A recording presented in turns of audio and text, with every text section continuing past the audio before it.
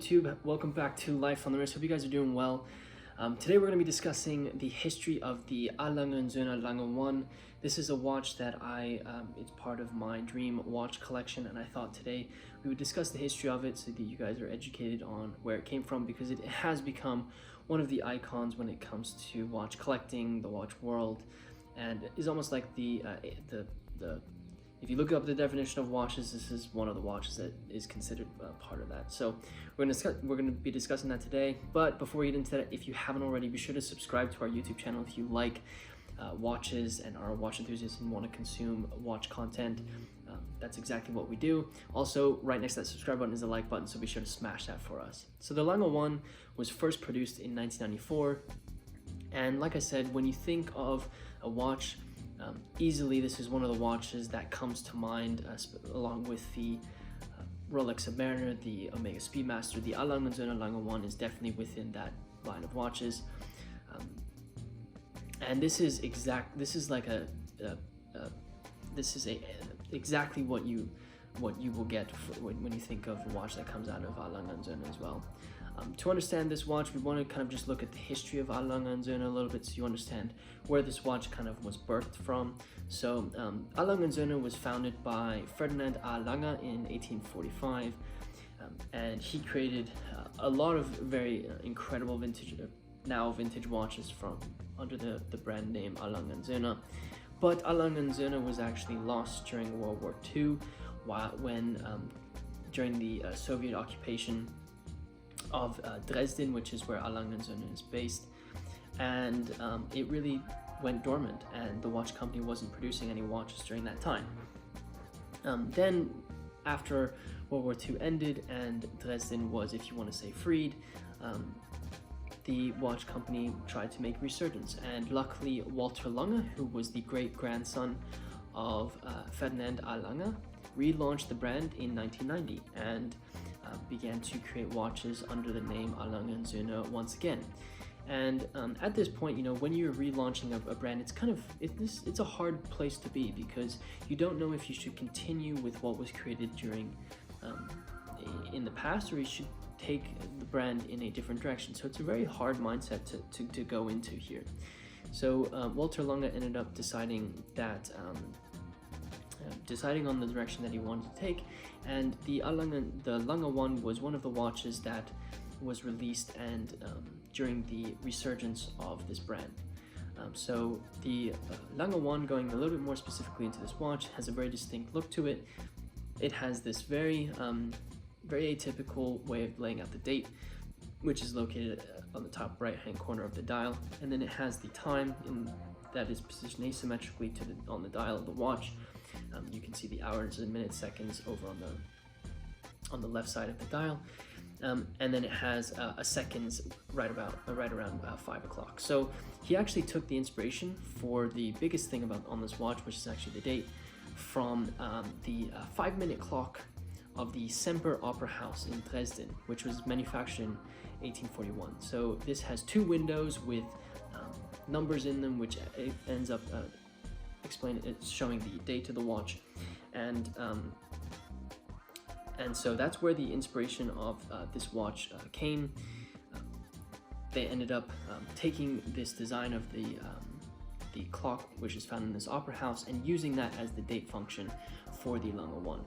And you know, it's a larger date that is that can be seen, and it's over to the right hand side of the dial. Like I said, there's the hours and minutes indicator, which is positioned over on the left side of the dial, and then the seconds at 5 o'clock. So going into a little bit deeper into the different types of references that were released for this watch. The first Lange 1 was a yellow gold watch, which was the reference 101.001. Makes sense. And this watch featured a champagne dial and ran off the caliber L901.0 movement, which has very typical 3/4 plate, which was used in Ferdinand Lange's pocket watches and watches that he created, but also it continued into the modern line of Lange 1s. It's probably a little bit different than what you are used to now, is that the case back of most modern Lange 1s are glass, so you can actually see the beautiful finishing that is on the movements of the watch movements. But this reference 101.01 was a covered case back, so it was solid. You couldn't actually see the movement. So that's a little bit of a different feature for this version of the watch. A Lange Söhne ended up holding an event to relaunch their brand in 1994, and this was one of the watches that was featured in this relaunch. It was really well, the reception for the watch was really well taken, and they continued to manufacture these. And then the biggest change that happened after the launch in 1994 was in 1997. A Lange Söhne decided to discontinue the solid case backs that they were using in their watches. They went to a crystal case back, so you could actually see the beautiful hand craftsmanship that goes into A Lange Söhne watches, which is, I think, something that why people love A Lange Söhne, is because of the high quality manufacturing and the high quality attention to detail by these watchmakers to create these watches. That's why people love it. So went to the see-through case back, which I think was an extremely great move for them, because it really made the market realize how incredibly special these watches are. And in 1997 they also added a white gold version of this watch, which had a blue dial. This was the reference 101.027, and then they also added a pink gold version of this watch, which had a black dial, and it was the reference 101.031. So they had they adjusted the way in which the watches were made a little bit, but they also had some product line extension which came in those two references. And then a year later, at the Basel World Fair in 1998, they released the 101-032, which has a pink gold case with a silver dial as opposed to the black dial, which I think was a smart move, because I think a lot of watch collectors like silver or cream or white dials.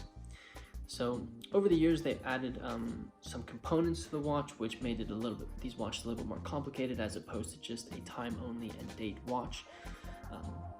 In 2000, as some examples, in the year 2000, they added a tourbillon version of the A Lange Söhne Lange 1. So that was one complication that they added. In 2002, they added a moon phase version of the watch, which is another complication that they played with. And then another big change occurred in 2003. This is where they changed the watch to the Grand Lange 1, which increased the size of the actual watch to 42 millimeters. So I don't want to say this is a complete redesign, but this is definitely a difference in the original intent of the watch as to be a little bit smaller. So increased the size to 42 millimeters, which I think made it approachable for modern watch collecting, because I think a lot of people are looking for larger cases. And then in 2012, which was another significant change that they made, they actually redesigned the movement to be a little bit thinner, so a little bit nicer on the wrist, because I think that was something that they had received feedback on, that they needed to make it a little thinner. So they ended up producing the L905.1, which essentially became really sent a message to those who collected watches that the A Lange Söhne is a worthwhile watch, and this was one of the larger changes. Recently there was the 25th anniversary of the Lange 1, where they had a lot of different variations with really beautiful blue dials. I'll be sure to put up some videos of those, because those are worth seeing. But that was basically the history of the Lange 1. It's been relatively unchanged, besides slight alterations to movements, slight alterations to dial colors and case metals, as well as I guess the redesign of the movement in 2012 was a larger change. But the antithesis of the design has not been changed for a very long time. I think that shows that if you really produce something that is classic and a little bit quirky, it will stay in people's minds, and you don't have to do a lot of redesigning to create a beautiful watch.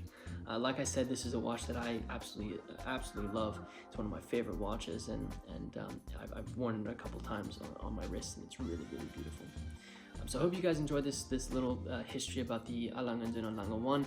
If you haven't seen, we also did the history of the Vacheron Constantin Toledo. If you're interested in seeing that, be sure to check out our videos. You'll probably find it maybe in the side panel where the suggested videos are.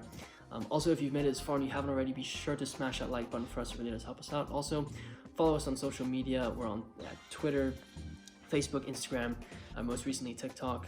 So we're at Life on the Wrist. Really simple. Check out our website, lifeonthewrist.com, as well as our podcast, which we've recently released. I hope there's some good content on there. And with that said, guys, I hope you enjoyed this video, and until next time.